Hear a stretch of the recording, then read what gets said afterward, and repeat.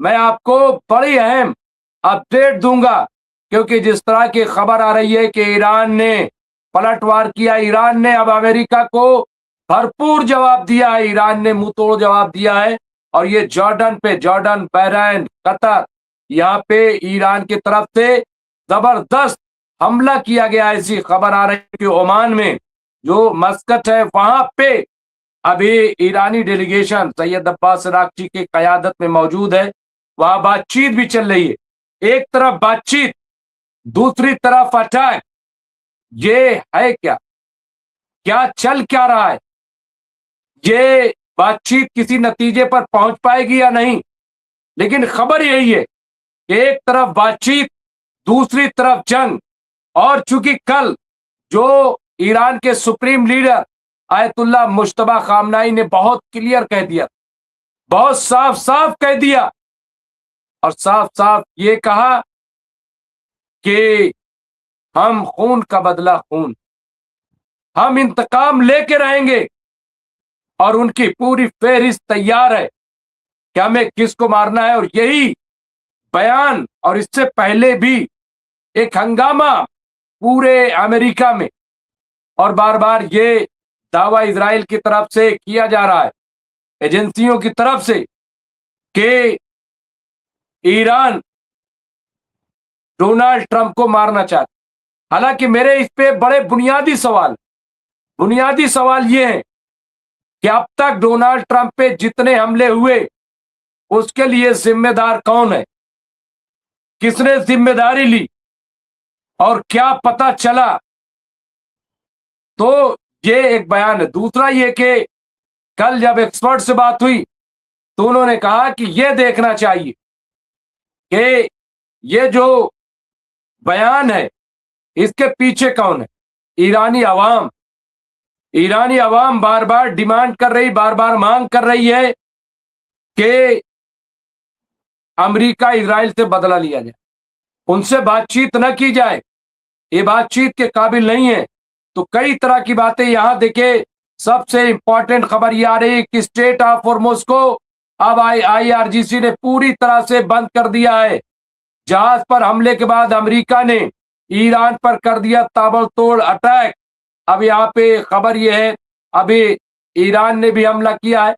खबर यह है कि अमेरिका की तरफ से भी यहाँ पश्चिम एशिया में एक बार फिर जंग की शुरुआत हो गई है। अमेरिका और ईरान के दरमियान तनाव अब खतरनाक सतह पर पहुंच गया। ईरान की नौसेना की तरफ से होर्मुज को अगली नोटिस तक बंद करने का ऐलान किया गया है। जवाब में अमेरिका ने ईरान के कई सैन्य फौजी ठिकानों पर अटैक किए। ताजा फौजी टकराव और आलमी तेल और गैस सप्लाई के लिए संकट के तौर पर उभर रहा है। और देखिए, मैं आपको बता दूं, ये बहुत बड़ा खेल है, बहुत बड़ा खेल है, मुझे ऐसा लग रहा है। और ये खेल तेल के लिए है, पूरा खेल तेल के लिए है। यहाँ देखिए पश्चिम एशिया, यहाँ पे आप देखिए इस्लामिक रिवोल्यूशनरी गार्ड कॉर्प्स, यहाँ आईआरजीसी की जो नेवल फोर्स है, ट्वीट में कहा है कि एक जहाज ने समुद्री मार्ग का पालन नहीं किया, साथ ही अपने नेविगेशन सिस्टम भी बंद कर दिए। कई बार चेतावनी देने के बाद भी जहाज की तरफ से रास्ता नहीं बदला गया, ऐसे में उसे निशाना बनाया गया है। इसके साथ ही ट्वीट में ईरान ने अगले आदेश तक हुर्मुज को बंद करने की बात कही और कहा कि जो भी खिलाफ वर्जी करेगा उसे छोड़ा नहीं जाएगा, उस पर हमला किया जाएगा। और ये आप देखिए कि छेड़खानी कौन कर रहा है? छेड़खानी अमेरिका कर रहा है। अमेरिका जब बार बार एक चीज कही गई है कि भाई आप बता के जाइए, आप इंफॉर्मेशन दे के जाइए, आप चुपचाप क्यों जाते हैं, आप क्यों इंफॉर्मेशन नहीं देते? इसके अलावा ईरान के इस ऐलान पर अमेरिका उस पर टूट पड़ा। यूएस सेंट्रल कमांड सेंटकॉम ने एक्स में एक पोस्ट में कहा कि हमारी सेनाओं ने, फौज ने इस हफ्ते ईरान के खिलाफ हमलों का तीसरा दौर शुरू किया। ये कार्रवाई इस्लामिक रिवोल्यूशनरी गार्ड कॉर्प्स की फौजी MVGFS गैलेक्सी जहाज पर खुलेआम हमले के बाद की गई है। तो यहाँ पे देखिए अमेरिका ने ईरान के 7 शहरों पर अटैक करने का दावा किया है। और ये अभी ताजा नहीं बल्कि 24 घंटे, यहाँ पे आप देखिए ये खबर जो है, यहाँ रिपोर्ट के मुताबिक अमेरिकन बहरीन बेस से मिसाइलें दागी हैं बहरैन से। आप ये देखिए, 12 ठिकाने तबाह कर दिए। चाबहार, बुशहर, बंदर अब्बास और शेरक में शरक में कई धमाके हुए। अमेरिका ने ईरान के 7 शहरों पर अटैक किया है, ऐसा दावा किया गया। 24 घंटे का अल्टीमेटम दिया था। अमेरिकी रक्षा सचिव पेट हेगसेथ ने कहा है कि ईरान की भारी कीमत चुकानी पड़ेगी, ईरान को भारी कीमत चुकानी पड़ेगी। जवाब में ईरान ने कहा, जब तक पश्चिम एशिया पर अमेरिका का दखल खत्म नहीं होता, तब तक स्ट्रेट ऑफ हॉर्मुज पर जहाजों की आवाजाही समान नहीं हो पाएगी। ये बहुत क्लियर कर दिया ईरान ने।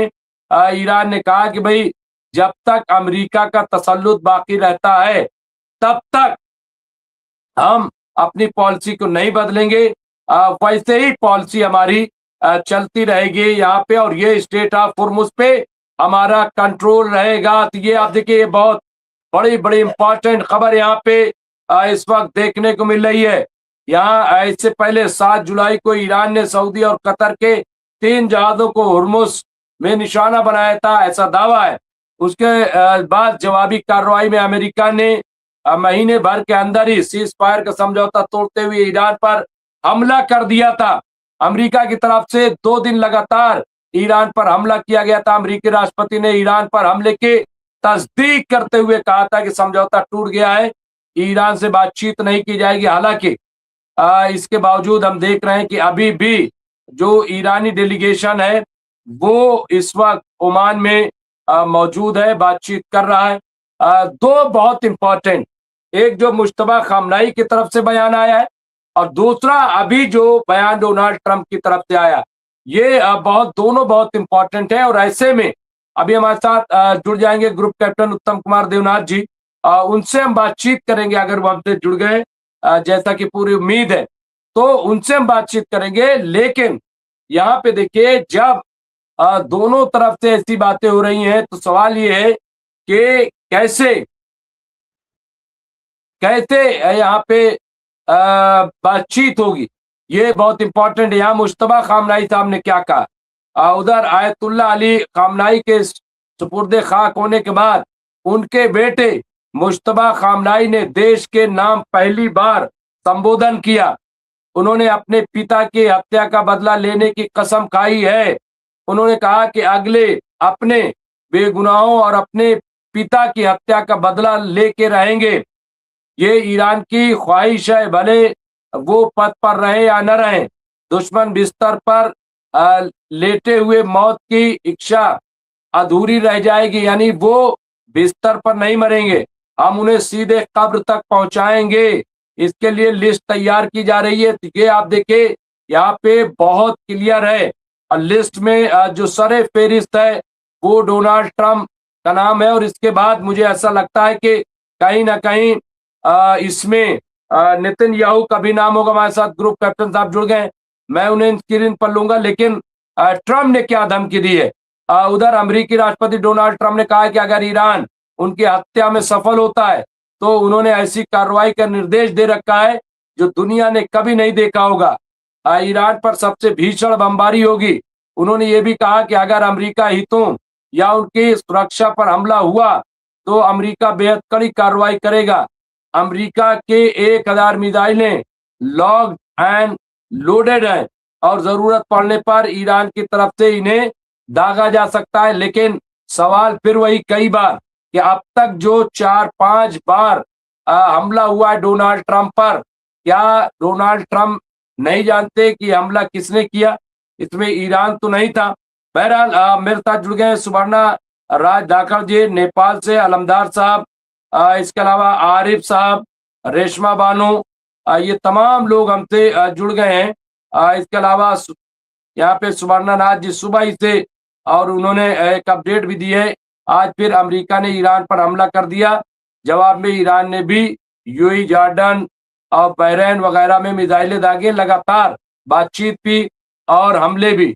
बहुत बहुत इस्तकबाल है। हमारे साथ जुड़ गए ग्रुप कैप्टन उत्तम कुमार देवनाथ जी। मैं उनका इस्तकबाल करता हूँ। इस पे नाम नहीं आया, खैर कोई बात नहीं, थोड़ा से अटपटा लग रहा है। कैप्टन साहब, इसमें नाम आपका नहीं आया है। चलिए, खैर यहाँ हमारे साथ वॉर एक्सपर्ट, मिलिट्री एक्सपर्ट और इसके साथ साथ मिडिल ईस्ट एक्सपर्ट एक रिसर्चर के तौर पे शामिल होते हैं। ग्रुप कैप्टन उत्तम कुमार देवनाथ जी अपनी बड़ी खिदमत अंजाम दी हैं हिंदुस्तानी एयरफोर्स में रह करके। इस वक्त के जो हालात है, एक तरफ बातचीत, दूसरी तरफ जंग का माहौल, एक दूसरे पे हमले, कैसे देखते हैं कैप्टन साहब? शुक्रिया डॉक्टर रिजवी। नाजुक हालत है। क्या जंग का दायरा और बढ़ सकता है? हो सकता है। हो ये रहा है कि अब एक पैटर्न एस्टेब्लिश हो गया है 8 अप्रैल के बाद। पैटर्न ऐसा है कि खुराफाती हमला कार्रवाई जो है पहले अमेरिका शुरू करता है। सबसे पहले अमेरिका स्टेप 1 में क्या करता है कि स्ट्रेट ऑफ हॉर्मुज से चोरी छिपे छुपा कर ट्रांसपोंडर ऑफ कराकर कमर्शियल शिप्स को निकालने की कोशिश करता है। अमेरिका इन शिप्स को कप्तान को बोलता है कि तुम अपना रात को निकलो, ट्रांसपोंडर ऑफ रखना और ओमान के तट के साथ चिपक कर चलना। ये पहला कदम होता है। जवाबी कार्रवाई में जाहिर बात है आईआरजीसी को पता लग जाता है। जवाबी कार्रवाई में आईआरजीसी एक छोटा सा रॉकेट या मिसाइल या ड्रोन उस जहाज पर फायर कर देती है। उस जहाज के कैप्टन को या जहाज की कंपनी को, जहाज के मालिक को बताने के लिए कि हमसे बच नहीं पाओगे। नंबर 2 हो जाता है। नंबर 3 स्टैंडर्ड जो अब हो रहा है पिछले 2 महीने से, जैसे ही ईरान ये जवाबी कार्रवाई में 1-2 छोटे-छोटे रॉकेट मारता है, तो अमेरिका की एयरफोर्स और नेवी तुरंत ईरान के बंदरगाहों पर बड़े-बड़े हमले शुरू कर देती है। और इसके बाद चौथा कदम हमेशा हो जाता है कि इस अमेरिकन कार्रवाई के जवाब में ईरान भी अपना कदम उठाते हुए गल्फ स्टेट में जो अमेरिका की आर्मी, नेवी, एयरफोर्स के बेस है, उस पर हमला कर देता है। तो ये जो टिट फॉर टैट है, ये एक स्टैंडर्ड 1, 2, 3, 4, 5 कदम की सीढ़ी बन गई है। सबको मालूम है कि ऐसा होना है। तो अगर अमेरिका चाहता है कि ऐसा युद्ध ना बढ़े और बातचीत के जरिए कोई समाधान निकले, अब देखिए ओमान के मस्कट में शनिवार, रविवार बातचीत हो रही है। वहां ईरान के विदेश मंत्री अरागची भी गए हुए हैं। आमने सामने बैठ के बातचीत नहीं हो रही, लेकिन इनडायरेक्टली बातचीत हो रही है।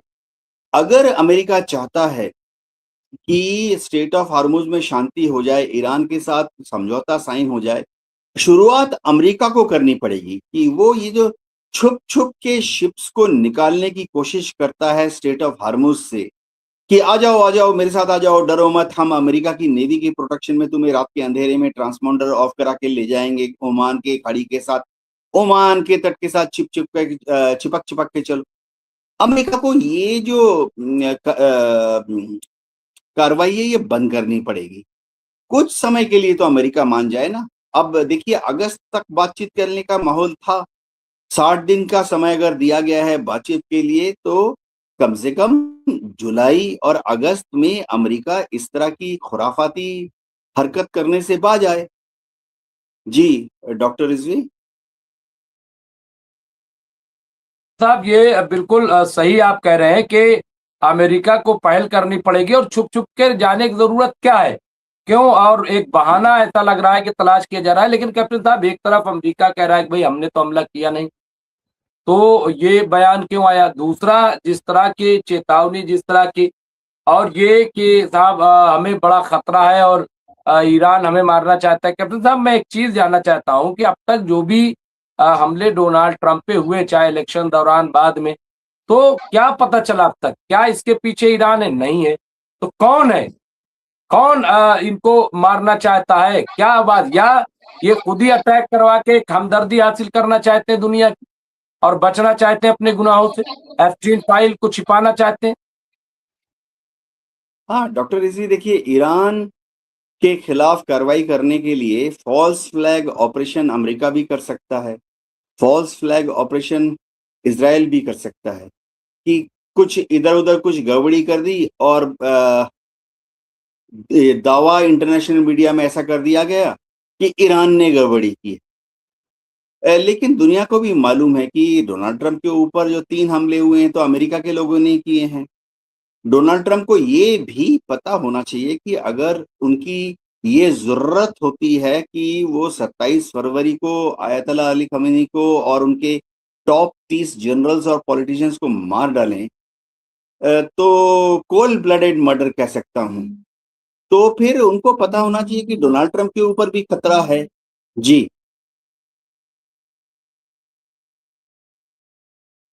बिल्कुल ये सही कह रहे हैं। और जाहिर सी बात है कि जब आप मार रहे हो किसी को, हाँ, तो आपको ये बिल्कुल आपको खतरा महसूस होगा कि कहीं हम पे अटैक ना हो जाए, ये तमाम बातें हैं। लेकिन कैप्टन साहब, अब जिस तरह से ओमान में डेलीगेशन गया और ये बहरैन, कतर, ये तमाम बेसिस पे हमले हो रहे हैं, तो इसमें क्या लग रहा है? और ख़ास तौर से जो मुश्तबा खामनेई साहब का बयान आया कि बदला लिया जाएगा।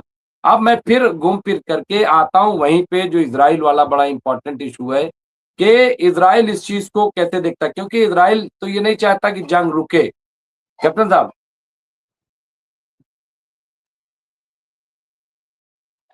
जी हाँ, डॉक्टर रिजवी, इज़राइल, नेतन्याहू तो चाहेंगे कि ये जंग चलती रहे।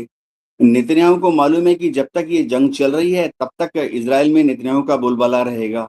नेतन्याहू के ऊपर इतने सारे कोर्ट केस चल रहे हैं, मिसेस नेतन्याहू के ऊपर कोर्ट केस चल रहे हैं। कोर्ट से बुलावा नहीं आएगा, या बुलावा आने पर भी नेतन्याहू कह सकते हैं कि अभी मैं व्यस्त हूँ, लड़ाई चल रही है, बाद में कोर्ट में आऊँगा, बयान देने मेरा वकील ही आएगा। दूसरी चीज़ है कि अभी अक्टूबर में इलेक्शन कमीशन ऑफ इज़राइल जो है वो अक्टूबर में इलेक्शन कराने की कोशिश कर रहा है। तो वो इलेक्शन में नेतन्याहू जो हैं वो जीतना चाहते हैं, और उनको लगता है कि अगर वो इस तरह से जंग जारी रहती है, और अगर नेतन्याहू यानी आईडीएफ जो है वो समझिए हिज़्बुल्लाह के ऊपर हमले करते रहती है लेबनान में, तो उनकी जो एक रैम्बो इमेज है कि बहुत मजबूत और बहुत तगड़े लीडर हैं, वो शायद इमेज उनको इलेक्शन जीतने में मदद कर सके। उनको इस तरह की एक रैम्बो इमेज चाहिए भी, क्योंकि उनकी जो पार्टी है लिकुद पार्टी, वो तो माइनॉरिटी सरकार बनाई हुई है ना। उनका जो पार्लियामेंट है जिसे वो नेसेट कहते हैं, वहाँ 120 सीटें हैं, उसमें से 60 सीटें नेतन्याहू की नहीं हैं। तो जो नेतन्याहू हैं वो माइनॉरिटी सरकार बनाए हुए हैं, क्योंकि उनको 2 या 3 extreme right wing Jewish party ने 2-2, 4-4 सीट देकर सपोर्ट किया हुआ है। बहुत छोटी-छोटी पार्टियाँ हैं, लेकिन ये जो ज्यूइश पार्टियाँ हैं, इनका एक ही मकसद है कि इज़राइल के अंदर हमास को खत्म करो, हिज़्बुल्लाह को खत्म करो, हूती को खत्म करो, अब ईरान के ऊपर बमबारी करो। तो नेतन्याहू चाहते हैं कि ये जंग जारी रहे। जी, डॉक्टर रिज़वी? बिल्कुल। और ये हालाँकि इससे उन्हें, मुझे नहीं लग रहा है कि बहुत बड़ी कामयाबी मिलेगी, क्योंकि असल इश्यू आज भी मुझे ऐसा लगता है कि इज़राइल में ज़िंदा है, और वो भ्रष्टाचार का है। जंग तो छोड़ दीजिए, भ्रष्टाचार में जिस तरह से ये इन्वॉल्व है, और इनके लोग मुखालिफ में भाई पहले भी नहीं जीत करके आए थे। अब जिस तरह से हालाँकि ये बताने की कोशिश कर रहे हैं कि साहब हमने लेबनान पे इतना कब्ज़ा कर लिया, गाज़ा में इतना अंदर हमने घुस गए हैं, कब्ज़ा किया है, गोलान हाइट्स भी हमने जीत ली, ये तमाम चीज़ें। लेकिन मुझे नहीं लग रहा है कि इस चीज़ को सब समझ रहे हैं। और अभी हमास का जो 7 अक्टूबर 2023, अभी वो भी गुत्थी सुलझी नहीं है। अभी लोग ये सवाल कर रहे हैं कि जब आपको ये इत्तला मिल गई थी, जैसा कि शिन बेट और जो मोसाद के चीफ हैं, जो अब नहीं है, एक्स हो गए हैं, तो उनकी तरफ से भी ये आया कि हमने बताया था। फिर टर्की कह रहा है, मिस्र कह रहा है कि हमने भी इत्तला इनको दी थी कि इस तरह के हमले हो सकते हैं। तो वजह क्या है कि बेंजामिन नेतन्याहू ने वक़्त रहते उसे नहीं रोका। तो ये सिलसिला चल रहा है। लेकिन कैप्टन साहब, मैं एक चीज़ और आपसे पूछ रहा हूँ, जो आखिरी होगा कि जब अमेरिका को पता है कि बगैर बातचीत के मसला हल नहीं होगा, जंग में हम ईरान को फिलहाल तो नहीं हरा सकते। फिर ये बार-बार क्यों? क्या सिर्फ इसलिए कि तेल का बाज़ार की कीमत बढ़ाई जाए और मुनाफ़ा कमाया जाए? क्योंकि घूम फिर कर के वही स्ट्रेट ऑफ हॉर्मुज़। हाँ, डॉक्टर रिज़वी, इस लड़ाई से, ईरान और अमेरिका की लड़ाई से एक साइड इफ़ेक्ट हुआ है, जो कि शायद पहले दुनिया के देशों ने सोचा नहीं था।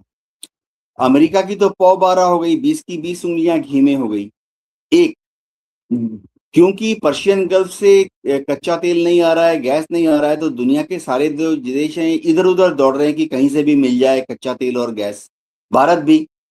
और सबसे बड़ा अमेरिका को फायदा होगा, क्योंकि ना सिर्फ भारत, दुनिया के सारे देश अब अमेरिका के यहाँ पहुंच गए हैं, अमेरिका से कच्चा तेल और गैस आयात करना चाहते हैं, वेनेजुएला से भी। वेनेजुएला का जो ऑयल है हम मान ही लेते हैं कि वो भी अमेरिकन ऑयल का ही हिस्सा है, क्योंकि वेनेजुएला ऑयल कंपनीज जो हैं वो अमेरिका के कंट्रोल में है। दूसरा फायदा इससे अमेरिका का ग्लोब में दबदबा बढ़ गया। मैं भारत का एग्जांपल देता हूं, भारत अमेरिका से महज 8% कच्चा तेल लाता था, गैस, अब भविष्य में 40% लाएगा, तो हमारी निर्भरता अमेरिका पर बढ़ गई। अमेरिका वाले तो मतलब मुस्कुरा रहे हैं। दूसरी चीज, जाहिर बात है, जो कच्चा तेल या गैस अमेरिका एक्सपोर्ट करता था फरवरी के महीने में $65 पे एक्सपोर्ट करता था, तो WTI इंडेक्स बोलते हैं उनका, $65 में एक्सपोर्ट करता था। पिछले 3-4 महीने से अमेरिका की पौ 12 हो गई। यूरोप के देश, एशिया के देश, भारत भी, क्योंकि जंग के दौरान कच्चे तेल गैस की कीमत बढ़ गई, तो हम भी $65 की जगह $75, $85, $95, $105, $115 पर बैरल अमेरिका से इंपोर्ट कर रहे हैं। तो अमेरिका को तो पौ 12 हो गई, उन्होंने बिलियंस और बिलियंस डॉलर एक्स्ट्रा कमा लिए। जी बिल्कुल। और इसमें सबसे ज्यादा डोनाल्ड ट्रंप का, अमेरिका का कितना फायदा हुआ नहीं पता, लेकिन अमेरिकी सदस्य डोनाल्ड ट्रंप और उनके रिलेटिव, चाहे कुशनर हो ये वो, और हर जगह हम देख रहे हैं कि एक दुकान जैसे खोल रहे हैं, कि जैसे बिल्डर होता है, और चूंकि ये वही है, ये बिल्डर ही है एक तरीके से देखा जाए, इनको सरकार से या उससे कोई हमदर्दी नहीं अमेरिका से, मुझे ऐसा लग रहा है कि कहाँ पे जा करके, भाई जैसे हम छोटा छोटा कैप्टन साहब देखते हैं कि मुंबई वगैरह में फिल्मों में कि झुग्गी झोपड़ियां हैं, उनको गिराया, वहां नई बिल्डिंग बना दी और कुछ उनको मकान दो चार को दे दिया। तो इसी तरह से इनके लिए भाई गाजा है, अफगानिस्तान है, या इराक, या इस तरीके, इनको लगता है ये सब झुग्गी है, हमारे यहाँ के भाई क्या है, तो इनको मारो हटाओ, कुछ भाग जाएंगे कुछ मर जाएंगे, और फिर इस पे कंस्ट्रक्शन करो बढ़िया और अच्छा सा। तो मैं तो इसी तरह से सोचता हूँ कि इनकी नजर में बाकी यही जो कुछ है वो है, बाकी सब झुग्गी झोपड़ियां हैं। बहरहाल बहुत बहुत शुक्रिया ग्रुप कैप्टन उत्तम कुमार देवनाथ जी, आप हमसे जुड़े इस वक्त, और जो सूरत हाल है उस पर बातचीत की। हम सब की यही कोशिश है कि अमन कायम रहे, बातचीत हो और ये हमले बंद हो, लेकिन फिलहाल जो सूरत हाल है वो ये कि लगातार हमले जारी हैं। बहुत बहुत शुक्रिया ग्रुप कैप्टन साहब, जय हिंद आपका, बहुत बहुत शुक्रिया। तो ये ग्रुप कैप्टन उत्तम कुमार देवनाथ जी थे, जिनसे हम बातचीत कर रहे थे। हमारे साथ एमएमटी मोहम्मद मुजम्मिल साहब जुड़ गए हैं, वो भी जुड़ गए हैं, रफीक मकवाना साहब, सारे लोग, या मंजर हुसैन साहब, बहुत बहुत शुक्रिया आपका, लमदार साहब, सारे लोग। लेकिन यही कि इस वक्त हालात अच्छे नहीं है, जब हम आपसे बातचीत कर रहे हैं हालात बहुत कशीदा है, और ईरान ने पलटवार किया है, अमेरिका को मुंहतोड़ जवाब दिया है, लेकिन वही है कि बातचीत भी हो रही है। तो हम यही चाहेंगे कि बातचीत से ही मसला हल हो, क्योंकि जंग जो है वो किसी मसले का हल नहीं है, लेकिन पूरा ईरान इस वक्त यही मांग कर रहा है कि अब अमेरिका और इजराइल के खिलाफ सिवाय जंग के कोई और रास्ता नहीं है। जो भी होगा हम आपको अपडेट करते रहेंगे, देखते रहिए न्यूज़ इंडिया। बहुत बहुत शुक्रिया।